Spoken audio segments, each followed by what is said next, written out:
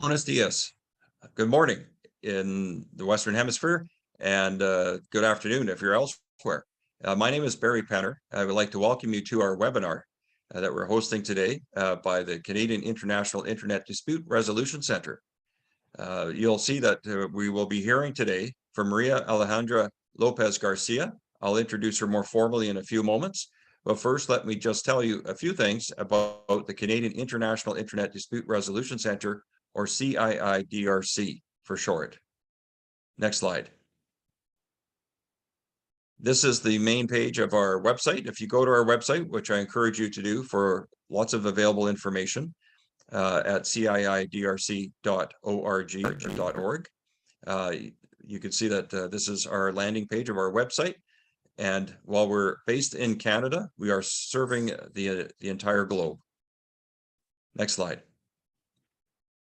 When you get to our website, you'll see that you have a choice. You can decide whether you have a case that you're dealing with or interested in involving .ca domain names, which are administered under what's called the CDRP, or Canadian Dispute Resolution Policy. And we've been handling those types of cases since 2002. So for 20 years now, we've been handling .ca domain name disputes, which is the Canadian suffix or domain name host. But more recently, since 2019, we've been approved by ICANN, the International Corporation for Assignment of Names and Numbers, to administer UDRP cases. And that you can see on the right-hand side under blue. So when you get to our website, you just make a choice which side you want to click on, what you're interested in, and then you'll get taken further along in the process. Next slide. And you can see here that you are given a choice to file a complaint online. So we've worked to make our website as interactive and as simple to use as possible to try and reduce unnecessary paperwork and time constraints and costs. And we got generally very positive feedback about this availability and access. So you can initiate a complaint or check on how your complaint's being handled and respond to a complaint, as you can see in the bottom right-hand side of the screen. Just to remind you that the Canadian International Internet Dispute Resolution Center is a wholly owned subsidiary of our parent organization, the Vancouver International Arbitration Center, or VANIAC, we like to call it for short. The Vancouver International Arbitration Center, or VANIAC, was established initially in 1986 with support from provincial and federal governments here in Canada, but we are independent of government. We're not for profit. We have our own board of directors, and we are completely neutral, and we work hard to maintain confidentiality and fairness in everything that we do. Next slide.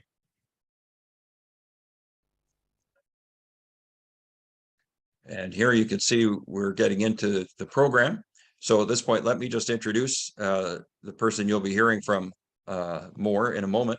I mentioned her at the beginning. Her name is Maria Alejandra Lopez Garcia, or known as Alex to her friends and colleagues. She is a Venezuelan lawyer and industrial property agent, and has more than 20 years experience dealing in distinctive signs and domain names in the public and private sector, both nationally and internationally. Alex studied intellectual property at the Metropolitan University of Caracas and at Alicante University. She was part of the legal team of the WIPO Arbitration and Mediation Center, administering more than 500 UDRP and CCTLD procedures in domain name alternative dispute resolution. Since 2017, Alex has been operating her own law firm, IPRS Online, SC, focused exclusively on the solution of intellectual property right infringements on the internet. She has been on our roster of UDRP arbitrators since 2020, so for 2 years now, and it's a role she approaches with enthusiasm and a stated commitment to professional ethics. Today, we have asked Alex to speak about some practical aspects and considerations of UDRP denial of complaints, some of the factors that go into that, and she'll be speaking to you in the Spanish language. Alex?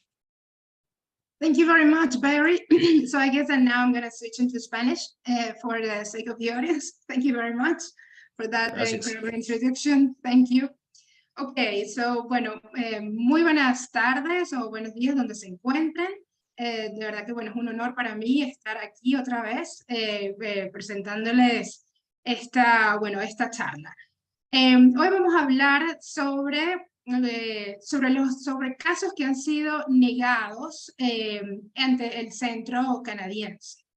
Lo vamos a enfocar básicamente en 3 casos, pero también vamos a hablar sobre algunos aspectos generales.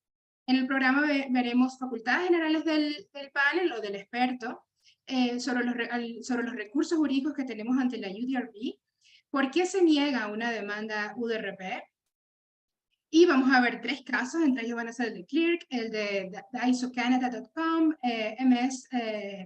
mspyitaly.com, algunas conclusiones y bueno, al final van a poder hacer sus preguntas y podemos otorgarles nuestra respuesta. El parágrafo 10 del reglamento de la UDRP señala entre las facultades generales del panel, si se trata de 1 a 3 o de un experto, dependiendo de lo que se haya elegido, el panel tiene que llevar a cabo el procedimiento administrativo de la manera que considere adecuado, de conformidad con la política y el reglamento. En relación quería destacarles el literal D, porque lo vamos a ver que está relacionado con digamos, el motivo del centro, digamos, de donde parte la negativa de las decisiones, ¿no? Que vamos a ver. El panel determinará la admisibilidad, la relevancia, la importancia y el peso de la evidencia. En relación al parágrafo 12 del mismo reglamento UDRP, en relación a las declaraciones adicionales, dice que además de la demanda, bueno, del reclamo, esto está extraído literalmente de la versión en español de la UDRP, en la página de ICANN, y la respuesta de la parte reclamada, es decir, la contestación, el panel puede solicitar a su sola discreción declaraciones o documentos adicionales de cualquiera de las partes.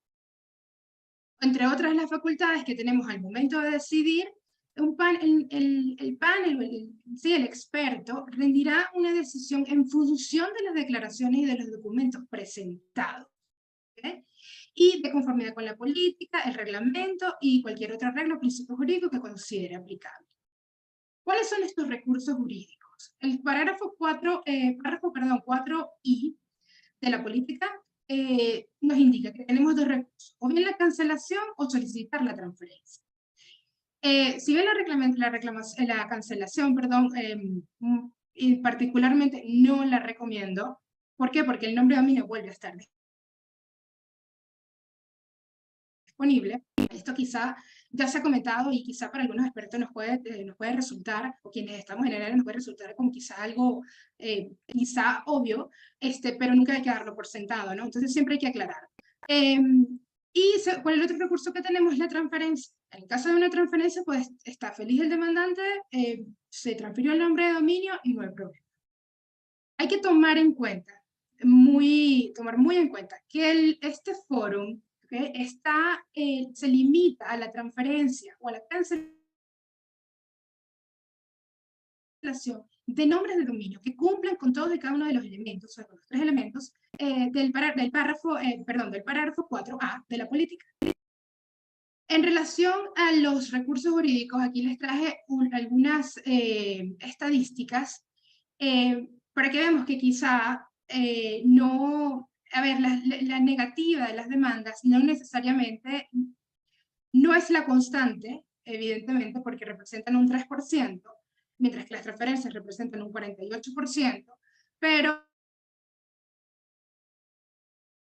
nunca hay que darlo por sentado, ¿no? Entonces tenemos que para este año, para el 30 de septiembre del 2022, se retiraron el retiro de la demanda representó un 21%, y el acuerdo un 28%. Pero hay que preguntarse, ¿no? Si bien pueden representar un 3% únicamente, y pudiéramos pensar que puede ser error del demandante, o que cuáles son estas circunstancias, ¿no? En síntesis, cuando no se cumplen los 3 elementos establecidos en el parágrafo 4A de la política, que son de carácter concurrente, es donde vemos que viene el problema. Los tres elementos que están señalados ya en la UDRP, se los dejo ahí para su estudio posterior, ¿no? Vamos a ver este caso, que es el caso de Clear.com, un caso entre una empresa de software irlandesa que provee un servicio bien interesante, por cierto, para el sistema de aguas y también para un tema regulatorio relacionado con ese mismo software. En este caso, el demandado, que en este caso resultó ser David Hendricks, la marca Clear, que está registrada, la presentaron como registrada ante una marca europea en fecha 21 de julio del 2018. En este caso, el demandado había adquirido el nombre de dominio a través de una subasta pública, por ser una persona que negocia, lo que es domain dealer, negocia con el nombre de dominio, que es una actividad lícita de comercio. Siempre va a estar el detalle en por qué, en algunos casos, por qué se adquirió y por qué no se adquirió, pero en este caso, el demandante le hizo diversas propuestas para la adquisición, para la compra del nombre de dominio, ya que si se tomaba en cuenta la fecha de adquisición junto con la fecha en que se constituyeron los derechos de la marca Clear, un demandante puede saber que va a haber un problema. Porque sobre todo en el tercer elemento, en donde no se va a poder probar que el registro del nombre de dominio se hizo de mala fe, porque las fechas, existe un tiempo, un lapso, distinto al momento en que se constituyó el derecho, al momento en que se registra el nombre de dominio. Tenemos que en este caso se registró la marca el 21 de julio de 2018 y el nombre de dominio había sido adquirido el 30 de abril de 2017 y la transferencia se había concluido el 7 de mayo de 2016, ¿no? Perdón, creo que aquí hay un error, es 2016, ¿ok? Disculpe. Entonces, en cuanto al primer elemento, los expertos, porque este es un caso de tres miembros, el primer elemento resultó ser idéntico. O sea, se encontró que se había llenado el primer requisito. Pero ¿qué sucedió en relación al segundo elemento? El segundo elemento, que es en relación al derechos e intereses legítimos, se los voy a leer exactamente en inglés para no perder la esencia de lo que quiso decir el experto, donde dice que despite his assertion that the complainant and or its related entities have been using the Clear trademark for several years in the United States, Europe, Canada, and numerous other countries, the complainant has provided no evidence of any such use prior to his 2018 name change or the registration in July 2018 by its related company, Clear Trading Company Limited, of an European registered trademark for the Clear mark. Lo que quiere aquí el experto decir es que muy a pesar de que el demandante argumenta que la marca ha sido utilizada por muchos años en los Estados Unidos, en Europa y en Canadá y en muchos otros países, no provee evidencia de ello. Es decir, un argumento, como vamos a ver también en otra decisión, el argumento debe siempre ser probado. Y continúa. The respondent's evidence in relation to this element is that he is a domain name dealer and has registered a number of four-letter acronymic domain names, including the domain name clerk.com. The disputed domain name, like other four-letter domains, has inherent value and has acquired by the respondent in 2016 before the complainant's trademark rights came into existence. Esto es importantísimo, porque el momento en el que se constituyen los derechos siempre para el demandante, si vamos a representar a un demandante, deben de haberse constituido en fecha anterior a la fecha de registro del nombre de dominio. Si vemos que va a haber que va a ser, digamos, que vamos a tener que si vemos que no es obvia la prueba, pues debemos producir pruebas suficientes de ello para poder probar que en efecto sí existieron esos derechos y se constituyeron. Y continúa. It has never been used to target the complainant. O sea, el hecho de que el nombre de dominio haya sido registrado con fecha posterior, con fecha anterior, perdón, a la fecha de constitución de los derechos marcarios del demandante, constituye un elemento esencial al momento de probar si yo registré o si el demandado registró un nombre de dominio con conocimiento previo, con el conocimiento previo en relación al demandante, ¿no? Entonces es allí donde se determina si hay o no mala fe. Y dentro de del mismo capítulo, aparte, en relación al segundo elemento, el experto indica, que esto me pareció muy importante, sobre todo para tomar en cuenta que la actividad de negociación de nombres de dominio no es ilícita. Se cita una decisión del foro de ADR Forum, ubicado en Estados Unidos, que dice: "The registration of large numbers of domain names for the purpose of offering them for sale to third parties is not an inherently objectionable activity under the policy, and is capable of comprising a bona fide offering of goods and services." Por supuesto, este caso habría que leerse y ver a qué se quería referir en relación más adelante, por eso no se los quise leer, pero sí quería traerles a colación que de hecho ya hay decisiones que determinan que la actividad de subasta pública de nombres de dominio no en ningún momento es ilegal. Siempre se determina, siempre para cada caso hay que estudiarlo uno por uno, ¿no? No hay que generalizar, pero hay que tomar en cuenta quizás ciertos criterios. En relación al tercer elemento, los expertos dijeron aquí que it is clear from the evidence that the respondent could not have acquired the domain name primarily for the purpose of selling it to the complainant, since the complainant has not demonstrated any right or ownership in the clear trademark at that time. Entonces, como no logró demostrarlo, también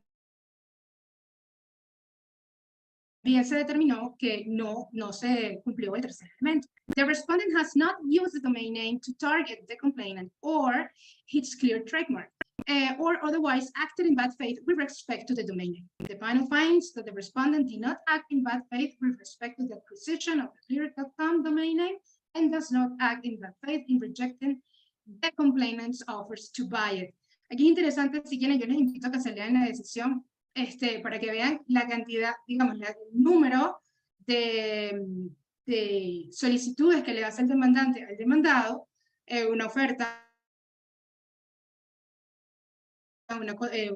posteriormente una contraoferta, y el demandado realmente no estaba buscando, él tenía su precio, pero no estaba buscando, digamos, no estaba buscando al momento de registrar el nombre de dominio perjudicar al demandado. También en este caso, si desean ver el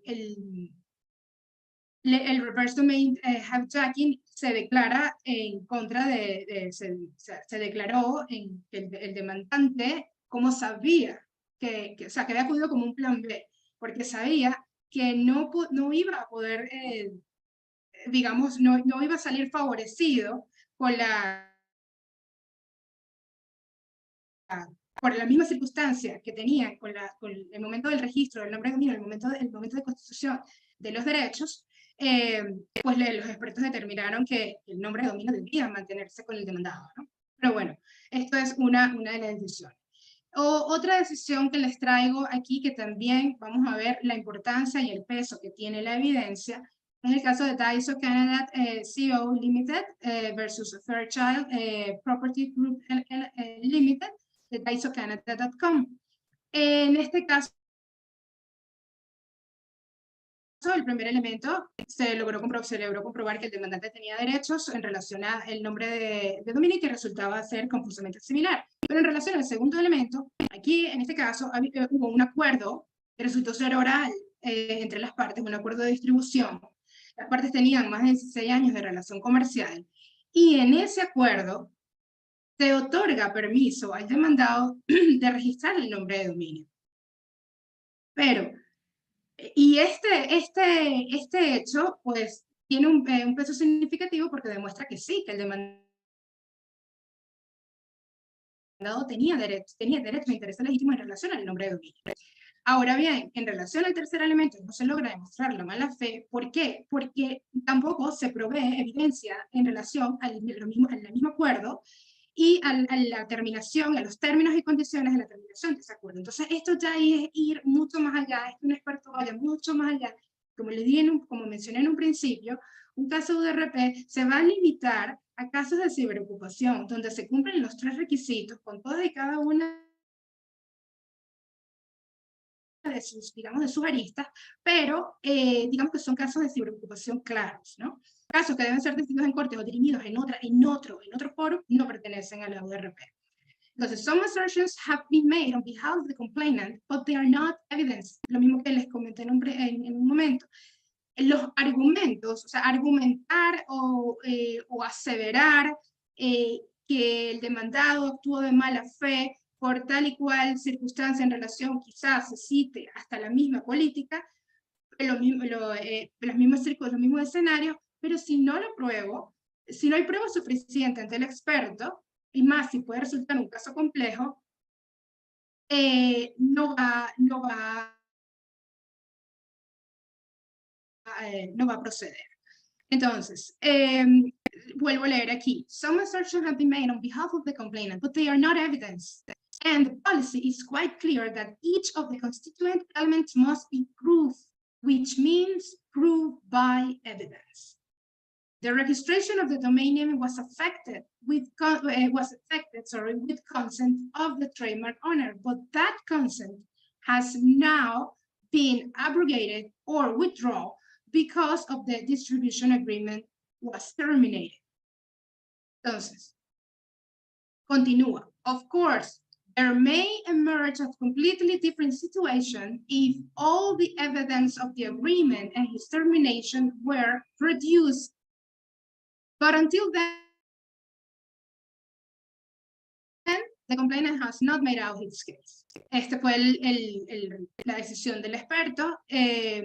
Toda vez que la fecha de registro de la marca haya sido el 21 de junio de 2006, mientras que la fecha de registro del nombre de dominio el 3 de junio del 2003. Entonces, es imposible que el demandado tuviese al demandante en mente al momento del registro del nombre de dominio.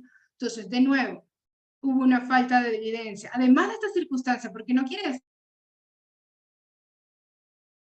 decir que quizá con esta circunstancia no necesariamente, como vamos a ver en el caso siguiente, si se hubiese probado, si hubiese habido uso, porque también se pueden invocar los derechos marcarios no registrados, pero la prueba debe, nuevamente, debe ser elaborada y debe ser suficiente en relación al caso.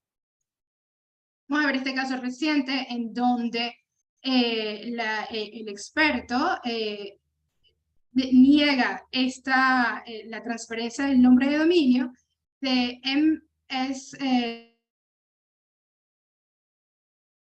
spyitaly.com, ¿okay?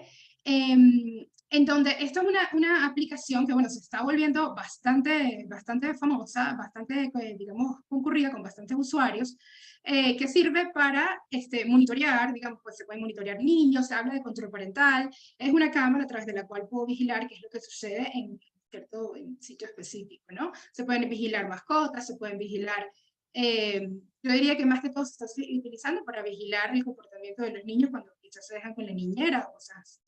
Pero en este caso no hubo contestación, en los casos anteriores sí hubo contestación. ¿Y qué dice en relación a esta marca? La marca, ¿qué dice el experto? En relación al primer elemento, ni siquiera se pudo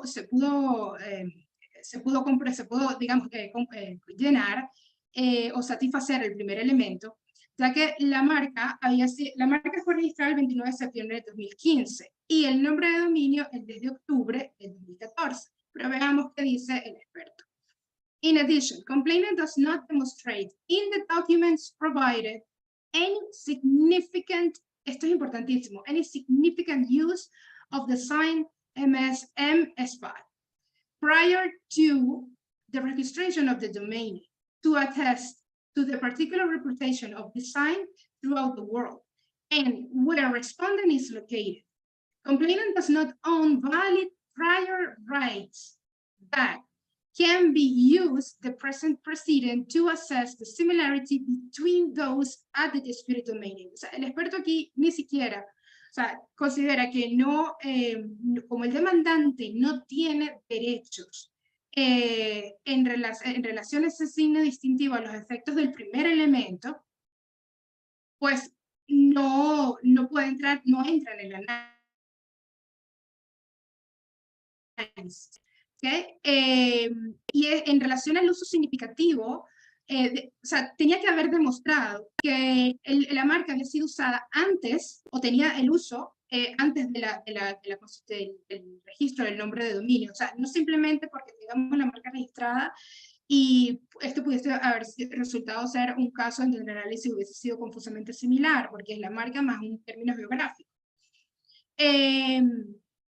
Pero a ver, pero en este caso, porque nosotros podemos ver que es una aplicación que está en uso, que podemos, digamos, revisar la página web y decir, oye, pero si esta aplicación está siendo muy utilizada, sí hay prueba de ello. No, pero debes de probarla de manera suficiente, ¿ok? Debes de probar los derechos marcarios no registrados antes de la fecha, y para ello existe ya un criterio para probar dichos derechos. En relación al segundo elemento, tampoco digamos, lo satisface. This case cannot be resolved simply by bringing an action before the CIITC, as the main issue is one of unfair competition, and unfair competition and free riding, which cannot be decided by the panel. As previously mentioned, the domain name has been registered prior to complainant's trademarks and is used for what seems to be similar activities. The panel cannot decide whether the use of the disputed domain name can be considered as legitimate and fair use. En relación al tercer elemento, también determina que no hay mala fe y por lo tanto niega la demanda. ¿Okay? Ahora, ¿qué podemos, digamos, tomar de manera práctica de estas decisiones que fueron, digamos, realizadas en el año 2021 y 2022? ¿Qué hay que tomar en cuenta? Analizar las fechas de registro de las marcas, analizar la fecha de los nombres de dominio en disputa. Nunca pensar que simplemente porque se tiene el caso, se tiene la marca, se sabe dónde se obtiene el juicio, pero hay que hacer un análisis más detallado en relación a los tres elementos. Derechos marcarios adquiridos por el uso, o bien donde exista una distintividad adquirida, producir una prueba suficiente de ello. Ello quiere decir demostrarlo a través de la publicidad, demostrarlo a través del uso, ya sea del mismo sitio web, pero promover la prueba en relación a ese uso. También haber realizado algún tipo digamos, de encuestas. La misma jurisprudencia en materia de nombres de dominio, eso puede ser objeto de un solo webinar, de una sola clase, pero es en relación a ello, ¿no? Y elaborar cada elemento de la UDRP de manera precisa y suficiente. Suficiente me refiero nuevamente a prueba. Si existe alguna inquietud, por supuesto se puede consultar con un experto en el área, o bien directamente con el mismo centro, con el centro canadiense. Pero el centro canadiense no va a poder ofrecer, por su misma condición, de proveedor, no va a poder ofrecer una asesoría legal como tal, sino una guía. Entonces, pero sin embargo, esta guía también puede resultar de muchísima utilidad. La misma página ofrece una guía en relación a la presentación de las demandas, y también yo les invitaría a leer este artículo, que también fue citado en una de las decisiones, en la primera que les comenté en el caso de Clear.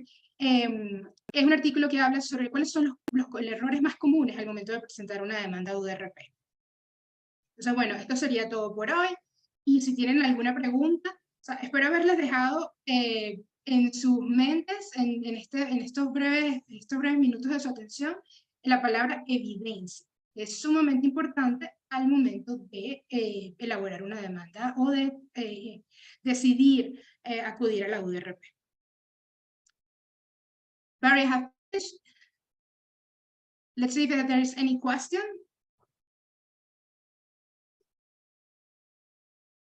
Yes, thank you. Just correcting my audio. If I should have mentioned, if anyone has any questions, please use the chat feature. You can post your question there in the chat section. I don't see any questions at the moment, but we'll just wait a moment to see if anybody does want to raise a question for either myself or for Alex to address. Don't be shy. We'd love to have your questions. Alex moved through that presentation very efficiently, and I think quite clearly, at least from the part that I could understand in my native language. You're very. I don't see any questions arising, Alex. Again, this is the last call. So everything was clear then, that's a good sign, maybe? Yes. Maybe Alex, are you okay if we share your slides with any participants that are interested? Yeah, for sure. There is one question from Alexander Chun. Yes. Thank you very much. Tengo una pregunta por claridad. Si entre las facultades se encuentra que el PANE podrá solicitar pruebas. Ajá. Sí, sí puede, pero siempre dependerá. Y ahí siempre dependerá del caso, pero sí hay casos en donde se emiten órdenes procedimentales. Entonces, quizá donde el experto considere que, a ver, si un experto considera que el demandante ha presentado su caso, ¿okay? O sea, de la manera debida, pero quizá hay un detalle que donde el panelista desea aclarar, lo puede hacer. También hay casos en donde el panelista pudiera hacerlo, a mi criterio, pero quizás sería, digamos, ir más allá de lo que el demandante está presentando. Entonces, como digo, hay que verlo caso por caso, case by case basis. ¿Respondí tu pregunta, Alexander?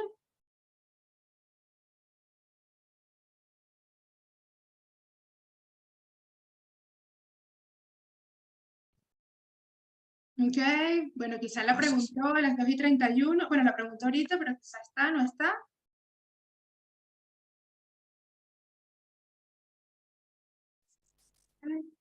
Ya dijo sí, gracias. Ok, vale, perfecto. Ok, bueno, si alguien tiene otra pregunta, creo que podemos dedicar unos minutos.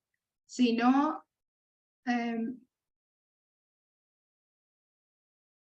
ok, creo que esto igual va a quedar grabado, ¿cierto, Barry? Después se va a distribuir. It's going to be recorded, right? And it's going to be also, I think it's going to be recorded. It's going to be transmitted by LinkedIn, probably, or... Yes, I believe it will be recorded and available through our website. If you want to look at our resources on the website. And again, as mentioned, the slides will be distributed to the participants who registered with us for this presentation. Okay. And also, well, if you have any question, of course, you can go and send an email to Barry.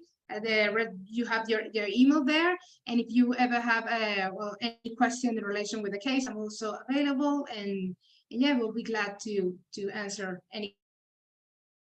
Absolutely. And again, if anytime, any questions, looking for information, you can also just go to our website, ciidrc.org. And you'll have all kinds of contact information available to you there, as well as just more information about what we do and information about the UDRP process. So with that, I'd like to thank Alex very much for her presentation today. This is not her first one. We've been with her before, and we look forward to working with her again. Okay, thank you very much, Barry. Very welcome. I hope you have a great day and that your umbrella is not too far away. I understand it's a little bit wet in Caracas these days. And with that, I'll say thank you very much, and I hope everyone has a very nice day. Take care.